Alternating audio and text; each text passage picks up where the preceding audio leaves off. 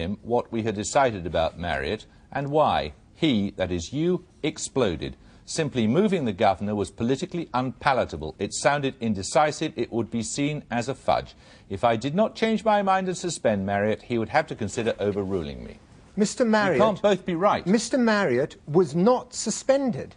I was entitled to express my views. I was entitled to be consulted. Did you threaten to overrule him? I was not entitled to instruct Derek Lewis, and I did not instruct him. And did you threaten to overrule him? The truth of the matter is that Mr. Marriott was not suspended. Did you threaten to overrule him? I did not overrule Derek Lewis. Did you threaten to overrule him? I took advice on what I could or could not do. Did you threaten to overrule him, Mr. Howard? Scrupulously in accordance with that advice. I did not overrule Derek Lewis. Did you threaten to overrule him? Mr. Marriott was not suspended. Did you threaten to overrule him?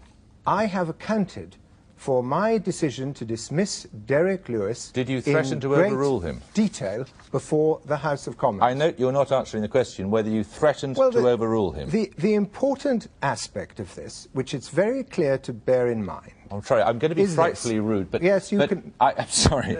It's a quick, straight yes or no. You can put the question, and I will give you an answer. Did you threaten to overrule him? I discussed this matter with Derek Lewis. I gave him the benefit of my opinion.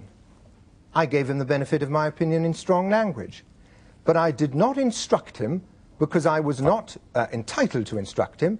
I was entitled to express my opinion, and that is what I did. With respect, that is not answering the question of whether you threatened to overrule him. It's dealing with the relevant point, which is what I was entitled to do and what I was not entitled to do. And I have dealt with this in detail before the House of Commons and before the Select Committee. But with respect, you haven't answered the question of whether you threatened to overrule him. Well, you see, the question is what was I entitled to do and what was I not entitled to do? I was not entitled to instruct him, and I did not do that. Right. We'll leave that aspect there.